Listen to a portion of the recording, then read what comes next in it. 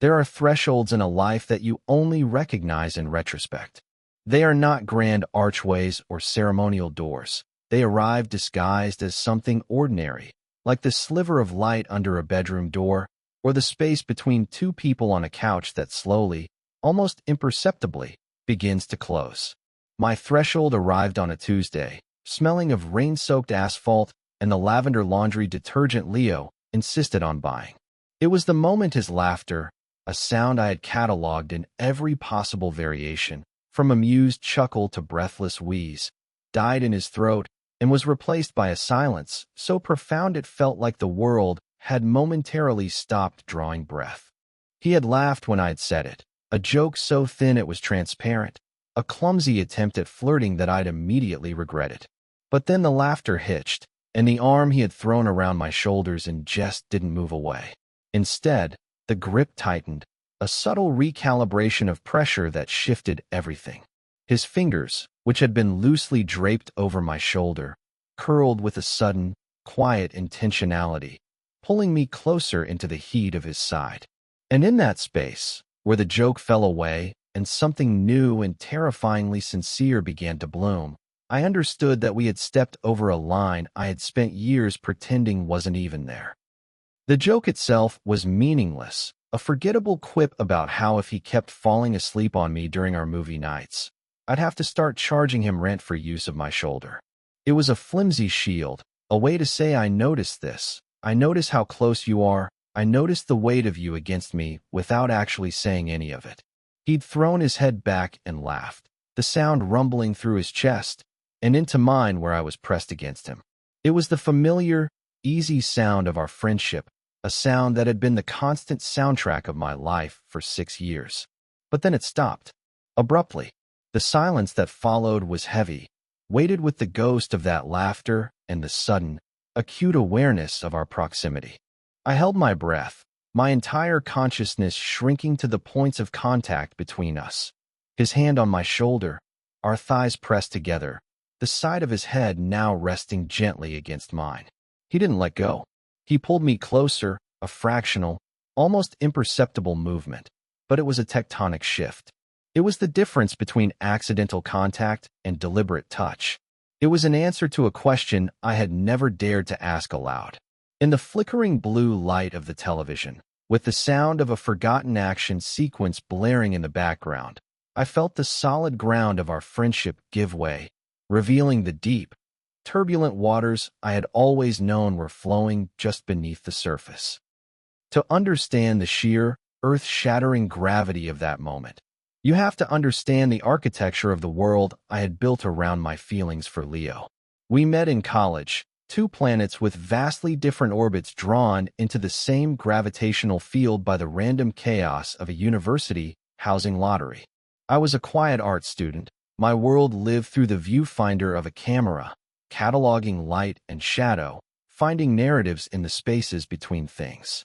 My room was a sanctuary of quiet order, stacks of photography books, and the faint, acidic smell of developing chemicals.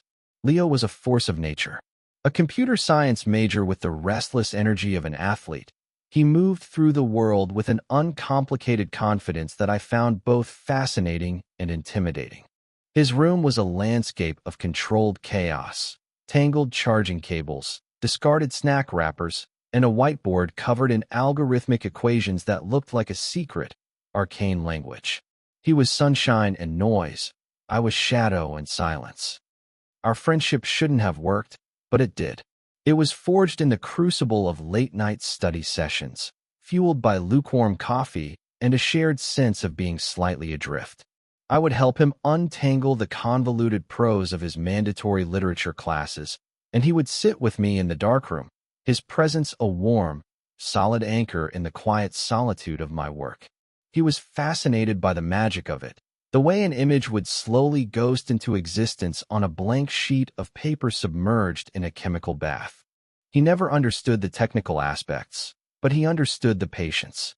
He understood the act of waiting for something beautiful to reveal itself. He'd sit on a stool in the corner, a silhouette in the dim red glow of the safe light, and just watch, his usual kinetic energy stilled into a rare state of contemplative quiet.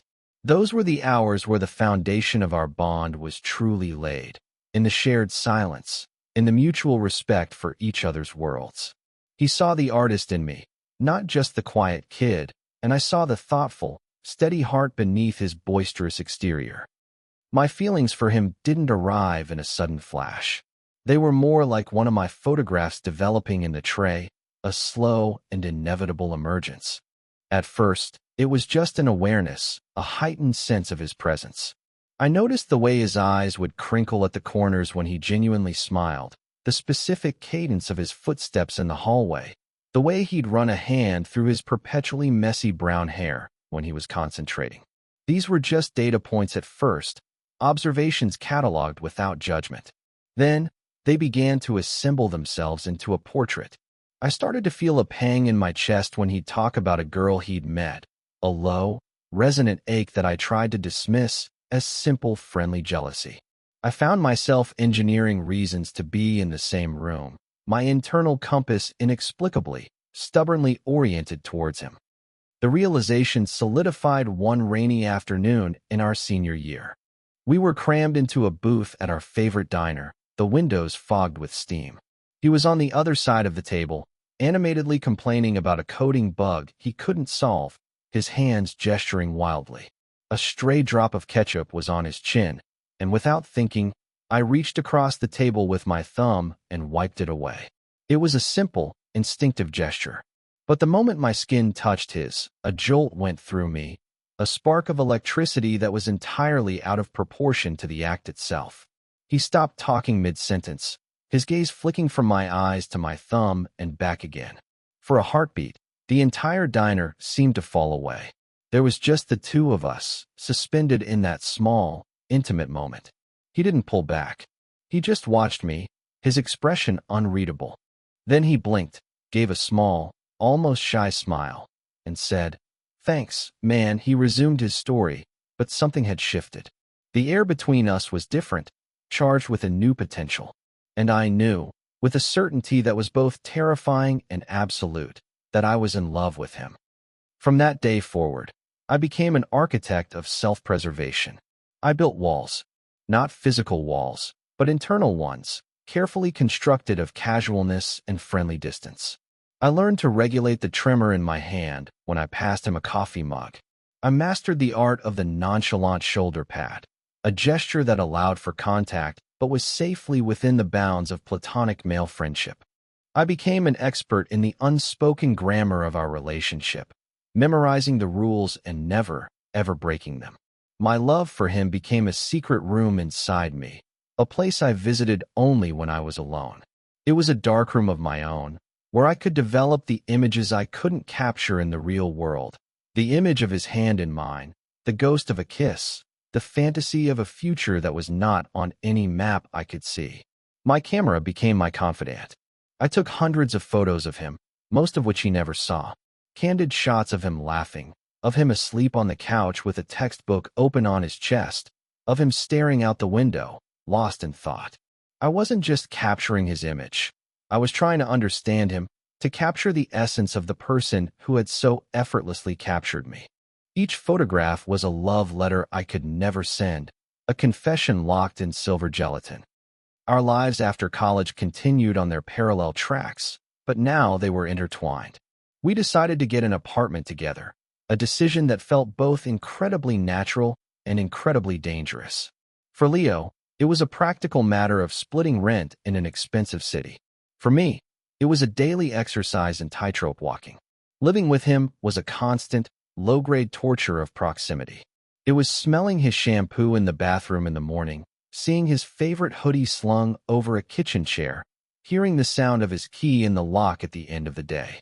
It was an intimacy of logistics, of shared bills and groceries, that mocked the deeper intimacy I craved. I dated, or at least, I went through the motions. I went on coffee dates with people who were perfectly nice, perfectly interesting, but who were not Leo. Every conversation felt like a performance. Every attempt at connection felt hollow. It was like trying to see in color when my world was filtered through a grayscale lens focused only on him. Leo, on the other hand, dated with an earnest, serial enthusiasm.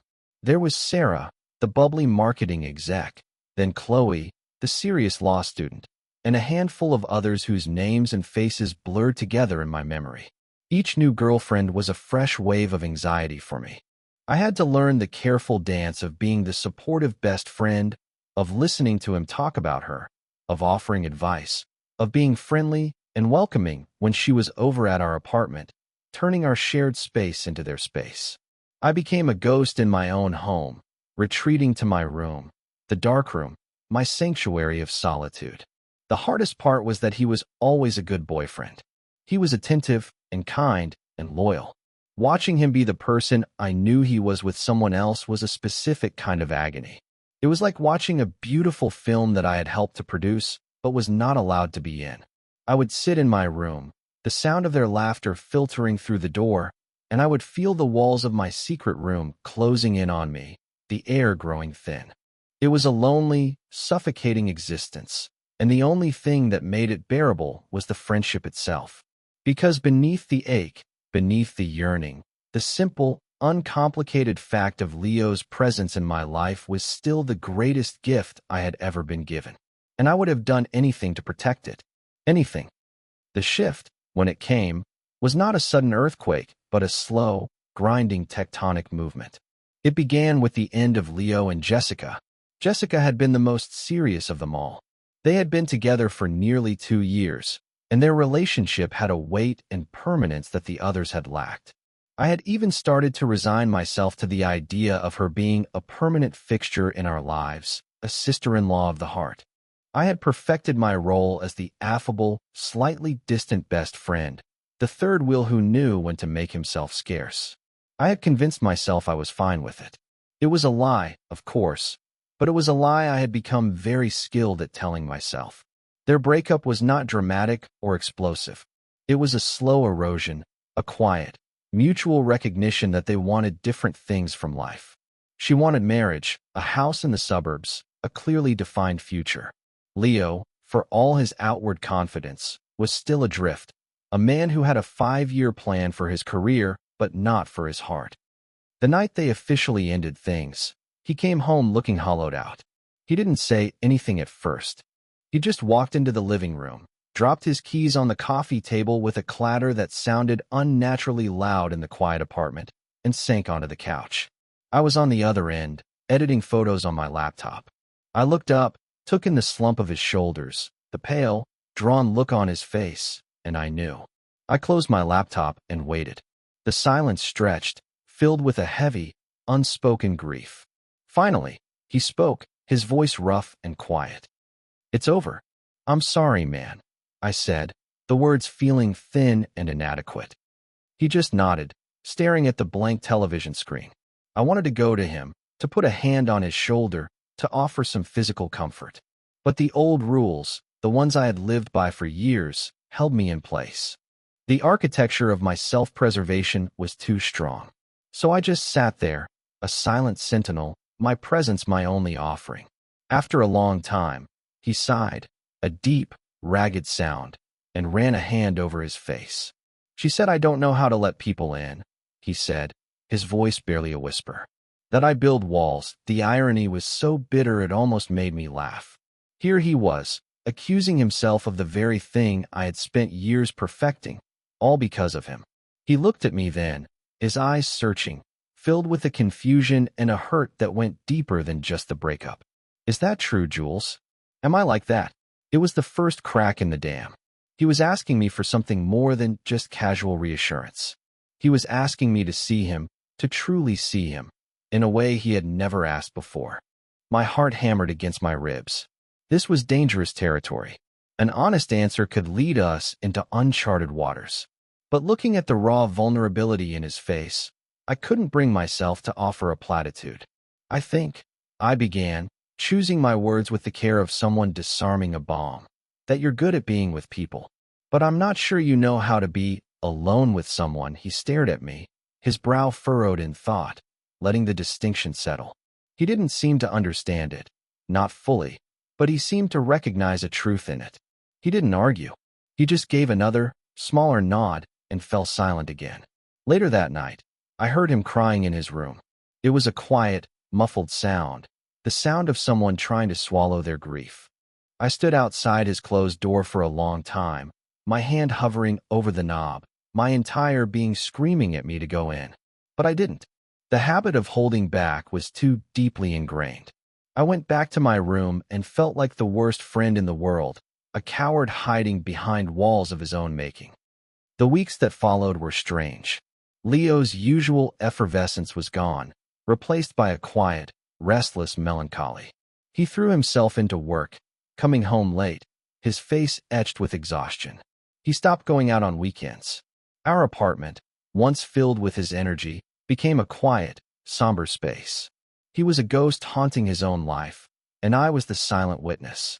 The change in our dynamic was subtle at first. It started with movie nights. We'd always had them, but they had become less frequent during his time with Jessica. Now, they were a nightly occurrence. It was his way of not being alone, I think. We would sit on the couch, the vast expanse of the cushions between us, and watch mindless action films, the explosions and gunfire a welcome distraction from the heavy silence. He started to fall asleep. It would happen gradually. First, his head would start to nod. Then, his body would begin to list, slowly, inevitably, in my direction. The first time it happened, his head came to rest on my shoulder, and I froze, every muscle in my body tensing. I sat there for the entire 2-hour movie, my arm going numb, my heart beating a frantic, uneven rhythm, terrified to move, terrified to breathe, lest I wake him. When the credits rolled, I gently shook him awake. He blinked, disoriented, then realized where he was. "Oh man, sorry," he mumbled, sitting up and rubbing his eyes. "Long day." He didn't seem to think anything of it. It was an accident, a consequence of exhaustion. But then it happened again, and again. It became a ritual. He would drift off, and his body would find mine as if drawn by an unseen current. The space on the couch between us began to shrink. What started as an accidental contact became an unspoken expectation. I stopped freezing up. My body learned to accept the weight of him, to welcome it even. I would feel the initial resistance in my muscles give way to a deep, resonant warmth that spread through my entire chest. It was a dangerous comfort. I knew I was misinterpreting it. I knew it was just about his need for solace, for a warm body in the dark, a human anchor in the storm of his own loneliness. It had nothing to do with me, not really. I was just convenient. I was the safe harbor, the platonic friend who wouldn't ask for anything more. I told myself this over and over, a mantra to keep my own hope in check. But my heart, that traitorous, foolish organ, refused to listen. It learned to anticipate the moment his breathing would deepen, the moment his head would grow heavy against my shoulder. It began to crave it. The ritual escalated. It moved from the couch to the threshold of his bedroom. He started having nightmares, a legacy of the stress and heartache. He'd wake up shouting, his voice ragged with fear. The first time it happened, I bolted out of my room, my heart pounding, convinced someone had broken in. I found him sitting bolt upright in his bed, drenched in sweat, his eyes wide with a terror that was already fading as he recognized his surroundings. "Just a dream," he gasped, his breath coming in shallow pants. I stood in his doorway, unsure of what to do. The old rules told me to offer a glass of water and retreat. But the image of him so utterly undone, so vulnerable, overrode my caution. "Do you want me to stay for a bit?" I asked, the words feeling foreign in my mouth. He looked at me, and in his eyes, I saw not just fear, but a profound, aching loneliness. He gave a small, almost imperceptible nod. So I walked in. I didn't get into the bed. That was a line I still couldn't imagine crossing. I pulled the desk chair over and sat next to him, a silent guardian in the dim light filtering in from the hallway. I didn't say anything. I just sat there, my presence a steady, quiet counterpoint to the frantic beating of his heart. Eventually, his breathing evened out, and he lay back down. He didn't close his eyes, though. He just stared at the ceiling. After a while, his hand snaked out from under the covers and rested on the mattress between us. It wasn't an invitation, not explicitly. It was just there, a point of potential connection in the vast, empty space of his grief. I looked at his hand, then at his face. His eyes were closed now, but I knew he wasn't asleep. I could feel the tension radiating from him, the unspoken plea. My own hand felt impossibly heavy. To reach out would be to admit something, to cross a boundary I had so carefully maintained. But to not reach out felt like a cruelty, a denial of the very comfort he was so clearly seeking. After what felt like an eternity, I slowly, tentatively, reached out and laid my hand over his. His fingers immediately curled around mine, his grip surprisingly strong, desperate. And we stayed like that for hours, two hands clasped in the darkness, saying everything we couldn't say with words. This became the new ritual. The nightmares didn't happen every night, but they happened often enough. And every time, I would come in and sit in the chair, and he would reach for my hand. We never spoke about it in the morning. We would make coffee, talk about work, complain about the weather, our conversation a carefully constructed facade of normalcy. But the memory of our hands clasped in the dark hung in the air between us, a shared secret that was both a comfort and a source of excruciating tension. I was living a double life. By day, I was his platonic best friend, the reliable, steady roommate. By night, I was his confidant, his anchor, the keeper of his vulnerability. I was drowning in the ambiguity of it all. Every touch, every shared silence, was a Rorschach test. Was it just friendship, magnified by grief?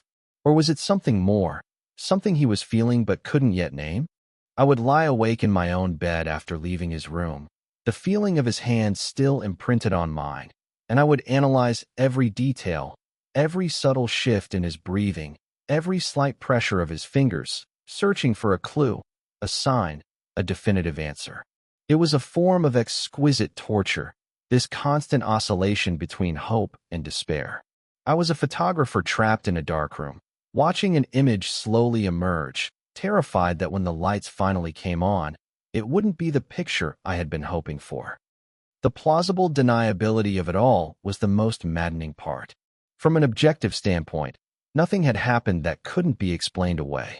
He was lonely and grieving. I was his best friend. Friends comforted each other.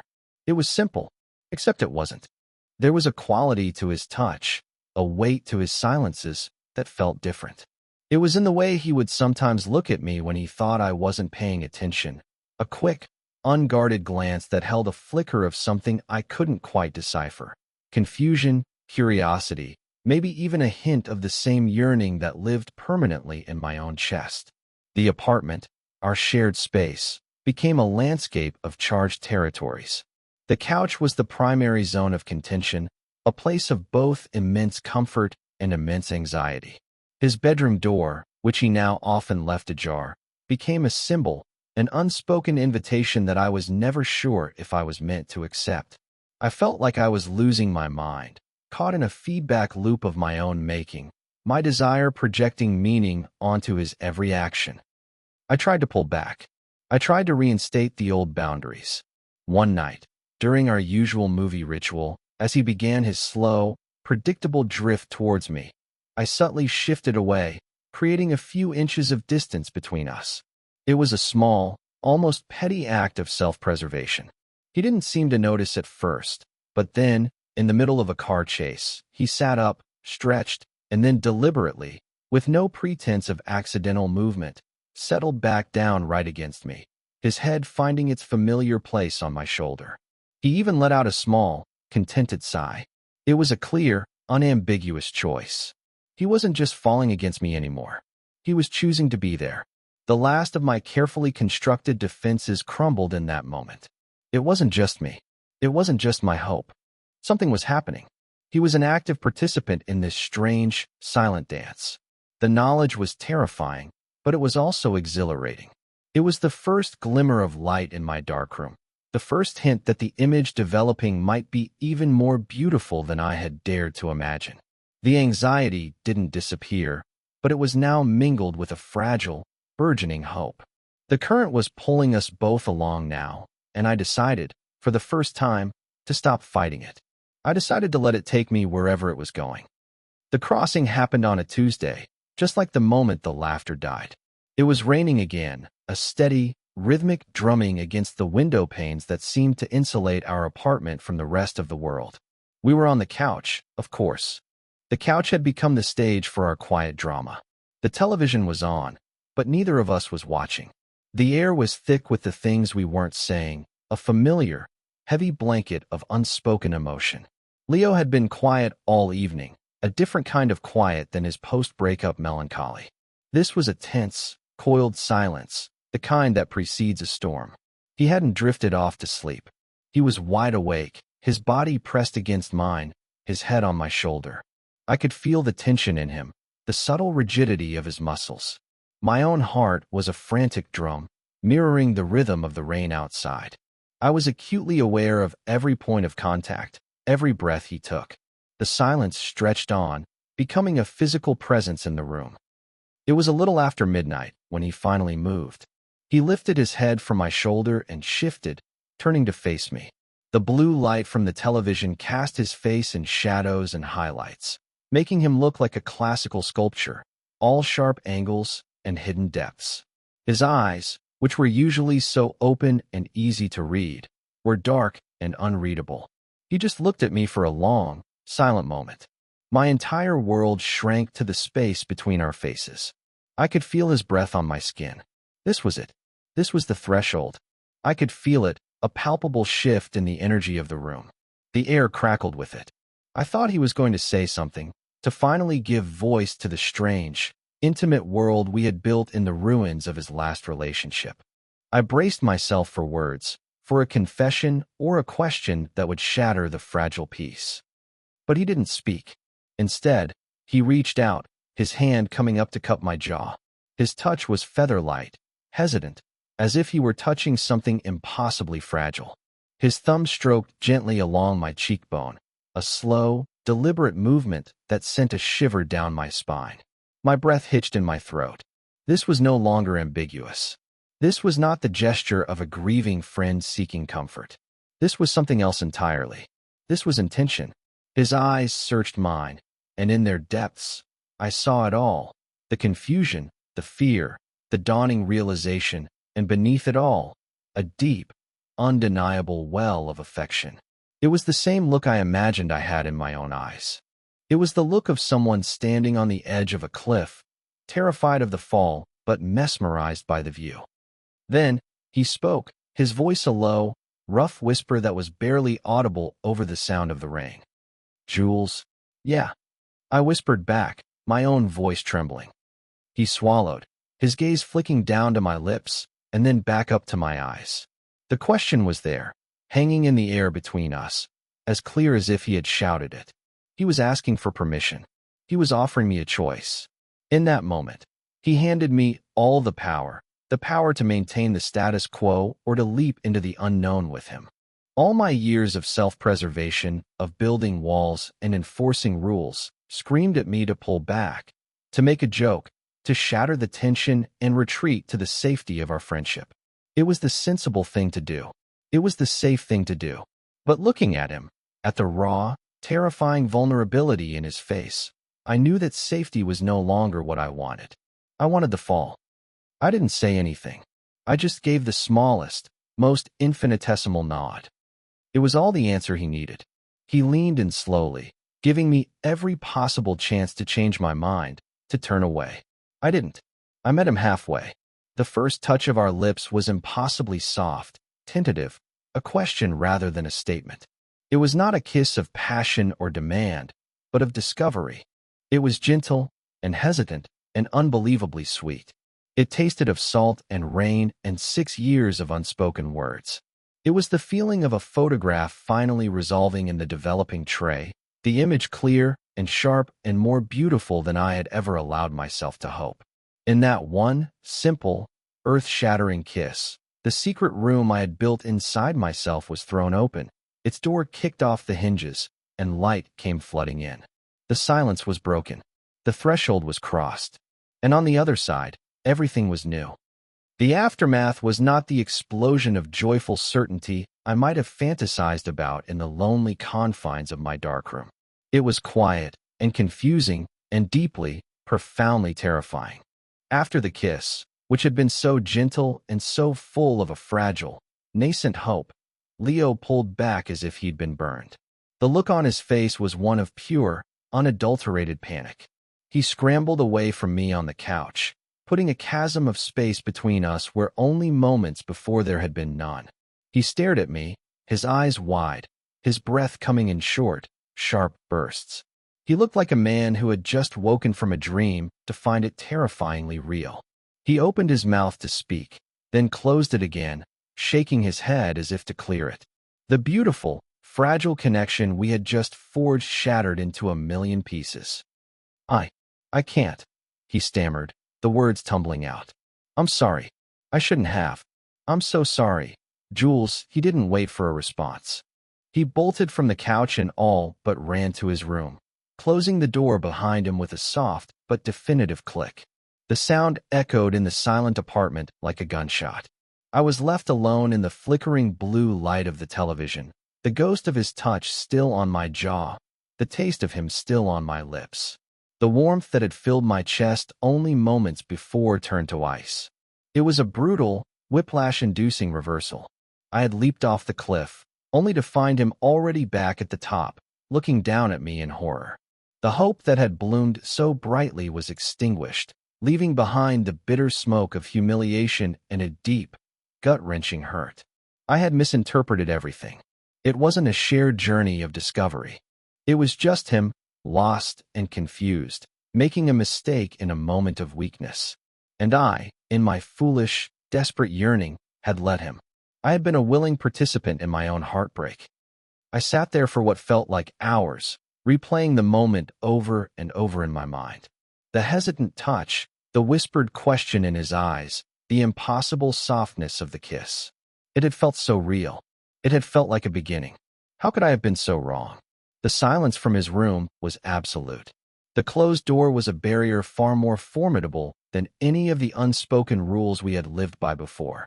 It was a clear, physical manifestation of his retreat, his rejection. I finally pulled myself off the couch and went to my own room, feeling hollowed out, a ghost in my own home once again. I didn't sleep. I just lay in the dark, staring at the ceiling, the rain still drumming its relentless, mocking rhythm against the glass. The beautiful, honest silence we had once shared had been replaced by a new kind, a silence born of fear and regret. It was a silence that screamed. The next morning was excruciating. I heard him get up early, his movements in the apartment unnaturally quiet, furtive. By the time I forced myself out of bed, he was already gone. There was a single, hastily scrawled note on the kitchen counter. Had to go in early. See you tonight. He hadn't even signed it. It was cold, impersonal, a coward's retreat. The day was a blur of misery. I couldn't focus. I couldn't work. The joy I usually found in my darkroom, the magic of creation, felt like a cruel joke. Every shadow seemed to mock me. Every developing image felt like a faded, overexposed memory of a hope that had been a lie. I was consumed by a rotating cycle of anger, hurt, and a crushing sense of foolishness. I was angry at him for his cowardice, for leading me on, for shattering our friendship with his confusion. But mostly, I was angry at myself for allowing my heart to be so open, so vulnerable. The walls I had so carefully built had come crashing down, and I was left exposed and bleeding in the rubble. When he came home that evening, the tension in the apartment was a physical thing. It was thick and suffocating, a toxic fog that made it hard to breathe. He avoided my eyes, busying himself with making dinner, his movements stiff and unnatural. The easy, comfortable rhythm of our domestic life was gone, replaced by the awkward, stilted dance of two strangers forced to share a space. We ate in a silence that was punctuated only by the clinking of our forks against the plates. I couldn't stand it. The ambiguity, the running away, the pretense that nothing had happened, it was worse than an outright rejection. I needed to know. I needed to hear the words, no matter how much they would hurt. I needed to cauterize the wound so I could begin the long, painful process of healing. I put my fork down, the sound unnaturally loud in the quiet room. Leo, he flinched, but he didn't look up from his plate. Yeah. Look at me, my voice was quiet. but it held a steeliness that surprised even me. It was the voice of someone who had nothing left to lose. He slowly, reluctantly, lifted his head, his eyes finally meeting mine. They were filled with a misery that mirrored my own. "What was that last night?" I asked, my voice flat, devoid of the accusation I felt. "What happened?" He looked away, running a hand through his hair, the old, familiar gesture now looking like a nervous tick. "I told you I'm sorry. It was a mistake. I'm all messed up from the breakup. I wasn't thinking. It didn't mean anything." "It didn't mean anything?" The words came out sharper than I intended, laced with a bitterness I couldn't hide. "Don't lie to me, Leo. Not about this. You can tell me it was a mistake. You can tell me you regret it. But don't you dare tell me it didn't mean anything." For months, I had been his silent, patient observer. For months, I had held his hand in the dark and absorbed his grief and his confusion without asking for anything in return. I had earned the right to his honesty. He stared at me, his jaw tight. I could see the conflict warring in his eyes, the fear battling with a desperate need to confess. "I don't know what it meant," he finally burst out, his voice cracking. "Okay, I don't know. I looked at you, and I felt. I don't know what I felt. It just happened. And it scared the hell out of me." He buried his face in his hands, his shoulders shaking. I'm not. This isn't who I am, Jules." The words hung in the air between us, a devastating confession of his own terror and confusion. He wasn't rejecting me, not really. He was rejecting a part of himself that he didn't understand and wasn't ready to face. He was terrified of what our kiss had revealed, not about me, but about him. The anger drained out of me, replaced by a profound, aching sadness. For him, for us. I saw him then, not as the source of my pain, but as someone just as lost and scared as I was, if not more so. I had had years to come to terms with my feelings for him. He was being blindsided by his own heart. "Who you are?" I asked softly. "Who are you, Leo? The guy who dates a string of women he can't connect with? The guy who builds walls, just like Jessica said? Or the guy who holds my hand in the dark because he's afraid of his own nightmares? The guy who pulled me closer and kissed me like he was starving for it?" I stood up and walked around the table, stopping behind his chair. I placed my hands on his tense shoulders. He flinched at my touch, but didn't pull away. "You're scared," I said, my voice gentle. "I get it. I've been scared for 6 years. But you don't get to kiss me and then run away because you're afraid of what it means. That's not fair. To me, or to yourself." He didn't say anything. He just sat there, his body rigid under my hands. I could feel the tremors running through him. I had forced the confrontation. I had demanded the truth. And now we were here, in the wreckage, with no clear path forward. "I can't fix this for you, Leo," I whispered, my voice thick with an emotion I couldn't name. "You have to figure this out. But I'm not going to pretend it didn't happen. And I'm not going to be your convenient, safe harbor anymore while you figure it out. It's not safe for me. It hurts too much." I squeezed his shoulders one last time, a gesture that was both an anchor and a letting go. Then I turned and walked back to my room, leaving him alone with his fear and my ultimatum. The door clicked shut behind me, another closed door in a house full of them. But this time, the silence that followed felt different. It wasn't the silence of rejection or regret. It was the silence of a question that had finally been asked, hanging in the air, waiting for an answer. The ball was in his court. The next move was his. And all I could do was wait. The resolution did not arrive with a grand declaration or a cinematic speech. It arrived, as most important things in our life seemed to, in the quiet hours after midnight, at the threshold of a bedroom door. For 2 days, we lived like ghosts in the apartment, circling each other in a painful, silent truce. The tension was unbearable. I had said my piece, and now the silence was his to fill. I had given up on hope and was preparing myself for the inevitable conversation where we would decide that we couldn't live together anymore, that our friendship was a casualty of a single, ill-fated kiss. I was already mourning the loss of him, a grief that was sharper and more profound than the years of quiet yearning had ever been. I was packing a bag in my mind, figuring out which friend's couch I could crash on. On the third night, I was woken from a shallow, restless sleep by a soft knock on my door. I sat up, my heart immediately starting to pound. I looked at the clock. It was almost 2 in the morning. Jules. Leo's voice was a low murmur from the other side of the door, tentative and uncertain. I didn't answer right away. I was afraid. I was afraid of the finality of whatever he was about to say. I steeled myself, took a deep breath, and said, "It's open." The door creaked open, and he stood there, a silhouette in the dim light from the hallway. He looked exhausted, his face pale and drawn, his hair a mess. He was holding a pillow in his hands, clutching it to his chest like a shield. He just stood there in the doorway for a long moment, not speaking, just looking at me. "Can I?" he started, his voice rough. He stopped, swallowed, and tried again. I had another nightmare. It wasn't a demand. It wasn't an expectation. It was a simple, vulnerable statement of fact. It was a peace offering. It was him, coming back to the one thing that had been real and honest between us in all the confusion. His need for comfort, and my willingness to provide it. My heart ached for him. All the anger, all the hurt, it all just melted away, replaced by that old, familiar, overwhelming wave of affection.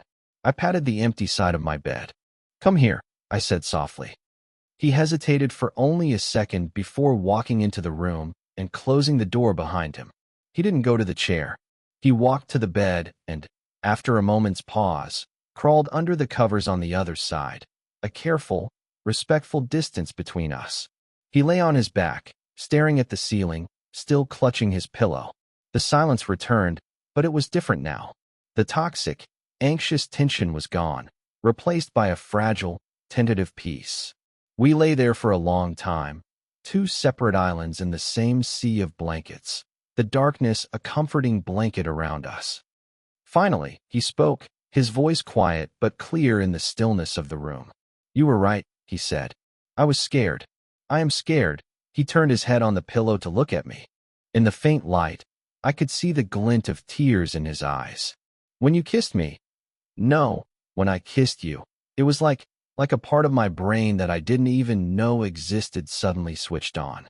And every alarm I have went off." He took a shaky breath. "My whole life, I've had this map. You go to school, you get a job, you meet a girl, you get married. It's the only map I've ever known."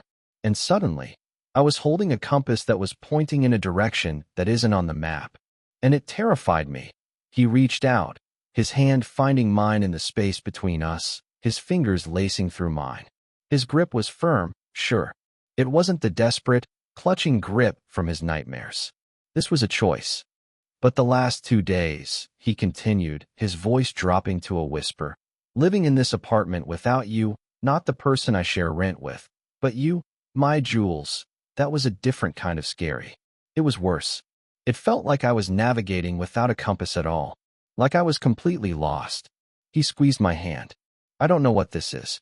I don't know what it means or where it's going. The map is gone, but I know I don't want to go back to the way things were before.